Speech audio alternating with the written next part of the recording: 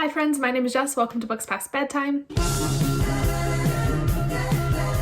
Today we are going to be doing the end of the year book tag. Now, nobody tagged me in this, but I just kind of wanted to do it. I also think I'm a little late doing this because I think this is something you're supposed to do in like September, like at the beginning of autumn.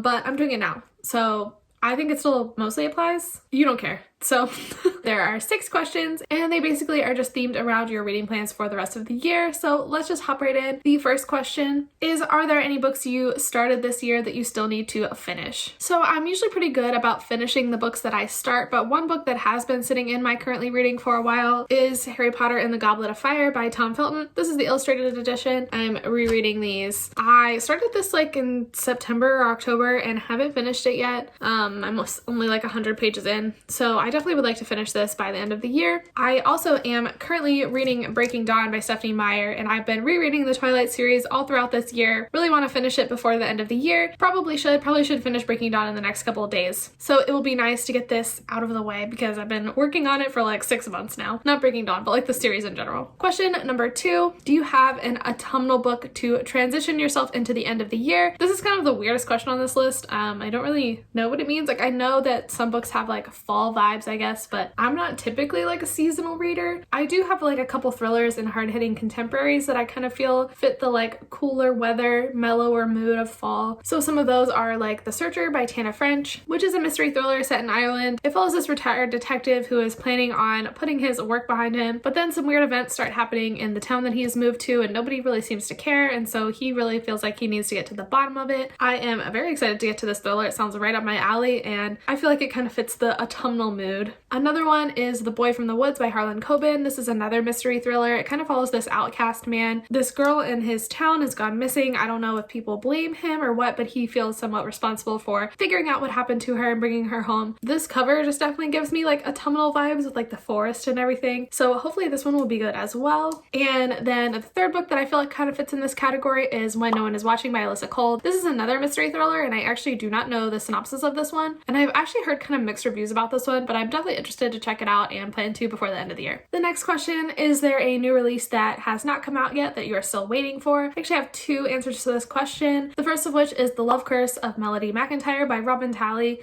This book comes out December 1st and it's a YA contemporary sapphic romance. It follows our main character Melody, who is the stage manager of her school play.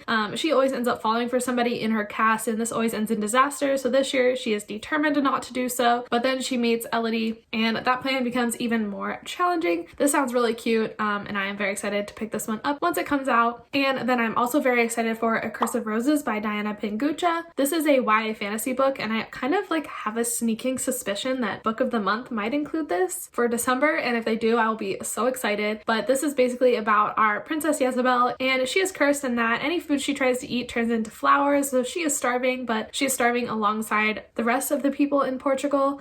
She is currently betrothed to the king, but then she finds out that the only way to alleviate this curse is to kiss this like other witchy girl, and doing so would be treason, but also letting her people starve is not cool. So I think she decides to kiss her and then she falls in love with her. So queer princess story, please give it to me now. I'm very excited for this one. The next question is, what are 3 books that you definitely want to get to before the end of the year? I have quite a list of books that I want to get to by the end of the year, but these 3 are the ones that I will be really mad at myself if I don't read. So the first of those is The Invisible Life of Addie LaRue by V.E. Schwab. This has gotten so much hype on BookTube and Bookstagram and literally everywhere in the bookish community, and I really want to get on that hype train and read this book as well. This book basically follows our main character Addie LaRue, who makes a deal to live forever, but in exchange no one ever remembers her until 300 years later she meets somebody that does remember her. I've heard this book is intense and emotional and I cannot wait to dive into it. I also want to make sure I pick up One by One by Ruth Ware. My friends Kristen and Haley have read this book and just rave about it, and so I really trust their opinions and really want to pick this one up. This one is basically like an isolation mystery thriller where all of these people go on this company retreat to a ski lodge in the French Alps, and then an avalanche happens and so they get trapped and isolated up there, and then I think people start like disappearing or getting killed. This is based off Agatha Christie's And Then There Were None, which I have not read, but I really am excited to pick this one up and definitely plan to do so very soon. And then finally, I also really want to get to The Guest List by Lucy Foley. This is another one that I feel like could have fit that autumnal book transition period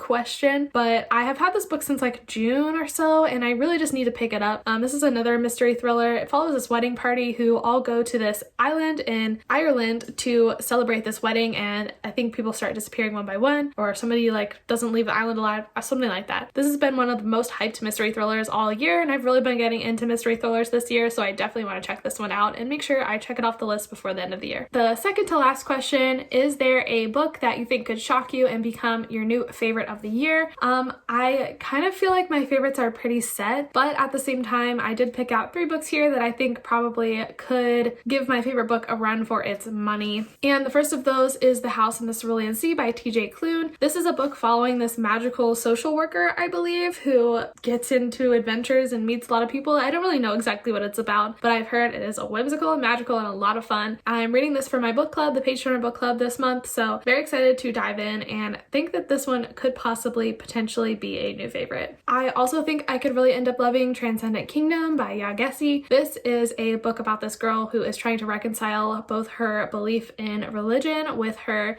profession in science. This sounds like a really interesting, almost philosophical kind of book. I have really been interested in that kind of thing, and I'm always really interested in discussions of religion. I feel like this book could really move me and become one of my favorites of the year. And if I had to pick one of these 3, this one would definitely be the one that I think is most likely to overrule my favorite of the year, and that is The Girl with the Louding Voice by Abigail. This book is set in Nigeria, and it follows our main character, Aduni, who all she wants to do is like get an education, learn to read and write English, but she's really not in the best situation. Her father actually ends up selling her into a housekeeping role, but I think this book is really about her resilience and her determination to learn despite the obstacles that are put in her way. And I just really love powerful, hard-hitting, moving stories like this, so I really think that this one will be one that resonates with me, and I cannot wait to pick it up. And we are already to the end of this tag. This is a little quick one, but the very last question is, have you made any reading plans for 2021? And my answer to that is I actually have not. So that might come as a shock to some of you. I definitely have through the end of the year planned out to a T, like what I'm going to be reading each and every day until the end of the year, but I really haven't started thinking about 2021 yet. I definitely think I'm probably going to keep my reading goal around the same. 150 books seems obtainable for me no matter what I'm doing, but beyond that, I have a list of video ideas, but I haven't set anything in stone yet. I haven't made any TBRs, so it is yet to be seen. I definitely will start planning probably next month, but as of right now, me filming this video at the beginning of November, I have not made any 2021 reading plans. So that was the end of the year book tag. Thank you so much for watching this video and being here with me. I really enjoyed chatting with you. Let me know down in the comments what are some books that you want to make sure you read before the end of the year. Also, don't forget to like this video and subscribe if you feel so inclined. Follow me over on Instagram. That's definitely where I'm most active other than here on YouTube. And all relevant links will be in the description down below. Always have good stuff down there. Go check it out. Thank you again for watching this video. I really appreciate you being here, and I will see you in the next one. Bye.